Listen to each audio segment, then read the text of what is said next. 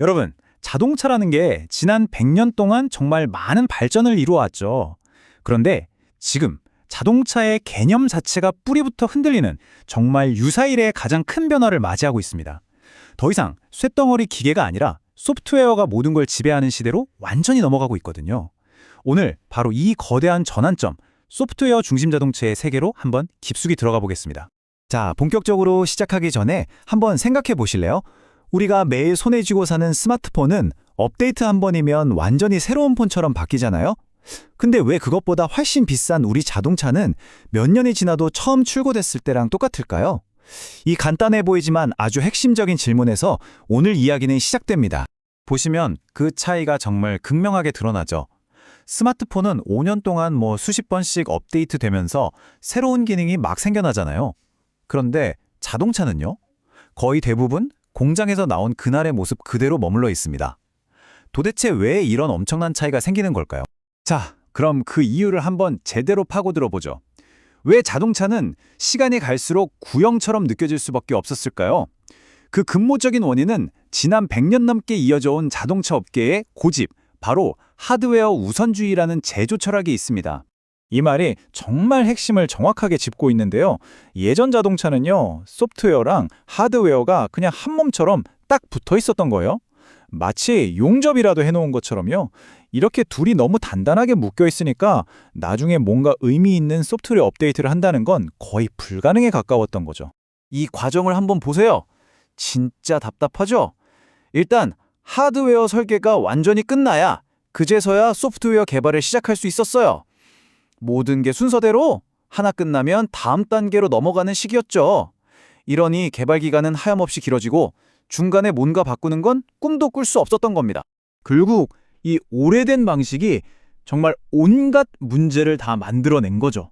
마치 복잡하게 얽힌 실타래처럼요. 부서마다 쓰이는 도구도 다르고 협력사들끼리 협업하기도 힘드니까 개발 속도는 느려지고 비용은 계속 올라갔습니다.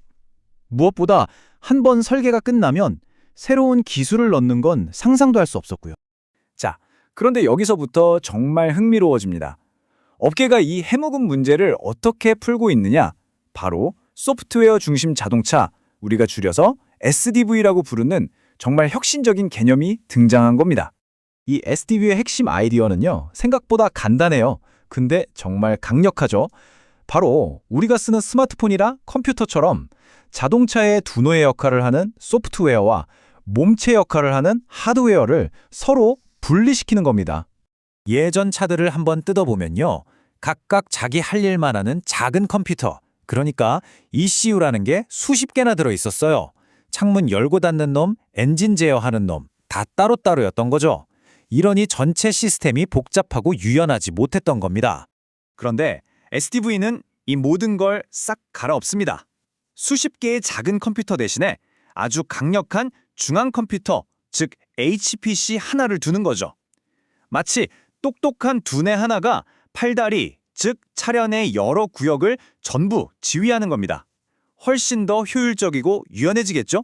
자, 그럼 구조가 이렇게 바뀌면 만드는 방식도 당연히 달라져야겠죠? 지금부터는 이 SDV 덕분에 자동차 개발 과정이 얼마나 혁신적으로 바뀌고 있는지 그 얘기를 해볼게요. 말 그대로 이제 공장은 클라우드가 된 거고요. 시제품은 디지털 트윈이 된 겁니다. 이게 무슨 말이냐면 실제 자동차를 만들기 한참 전부터 현실의 자동차랑 똑같은 가상의 쌍둥이를 컴퓨터 안에 만들어 놓고 거기서 소프트웨어를 개발하고 테스트하고 모든 걸 다 해볼 수 있다는 뜻이에요. 이게 바로 시프트 레프트라는 개념인데요. 이름 그대로예요. 테스트처럼 개발 후반부에 하던 일들을 과정의 왼쪽, 즉 초반으로 확 당겨온다는 뜻입니다. 이렇게 하니까 버그를 미리미리 잡을 수 있고 개발 속도는 비교가 안 되게 빨라지는 거죠. 자, 그럼 이렇게 복잡한 얘기를 했는데 이게 도대체 운전석에 앉아있는 우리랑 무슨 상관이냐? 이게 제일 중요하겠죠. 우리가 가장 먼저 그리고 가장 크게 체감할 수 있는 혜택은요, 바로 이겁니다. 무선 소프트웨어 업데이트, OTA요. 이건 그냥 내비게이션 지도 업데이트하는 그런 차원이 아니에요. 자동차의 핵심 성능 자체가 바뀌는 그런 업데이트를 이제 집 주차장에서 편하게 받을 수 있게 되는 겁니다. 한번 상상해 보세요.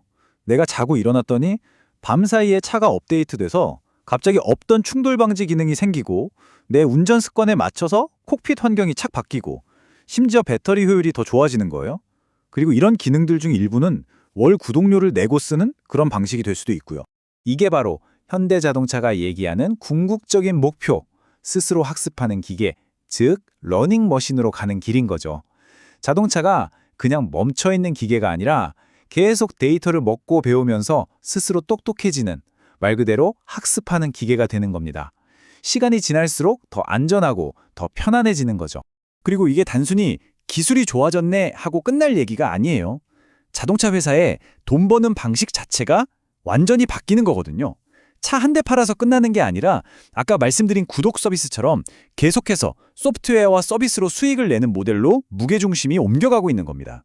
하지만 이렇게 차가 달리는 슈퍼컴퓨터가 된다는 건 동전의 양면처럼 우리가 한 번도 겪어보지 못한 새로운 숙제들도 함께 가져온다는 뜻입니다. 생각해보세요. 차가 인터넷에 항상 연결되어 있고 소프트웨어도 엄청나게 복잡해지니까 해커들이 공격할 수 있는 틈, 즉 공격 표면이 예전과는 비교도 안 되게 넓어지는 거죠. 이제 자동차 보안은 정말 심각한 문제가 된 겁니다. 그래서 이제 보안은요, 차를 다 만들고 나서 덧붙이는 그런 게 절대 아니에요. 개발 첫날부터 저기 클라우드에서부터 자동차의 작은 부품 하나까지 모든 과정에 처음부터 통합되어야 하는 핵심 중에 핵심 요소가 된 거죠. 자, 이 모든 변화가 결국 우리에게 이런 근본적인 질문을 던집니다. 내 차가 계속해서 변하고 어떤 기능은 구독해야 쓸 수 있는 그런 소프트웨어 덩어리가 된다면 과연 나는 이 차를 소유하고 있는 걸까요? 아니면 그냥 특정 기능과 서비스를 사용할 권리를 산 걸까요? 우리와 자동차의 관계가 앞으로 어떻게 변하게 될지 한 번쯤 깊이 고민해 볼 만한 질문인 것 같습니다.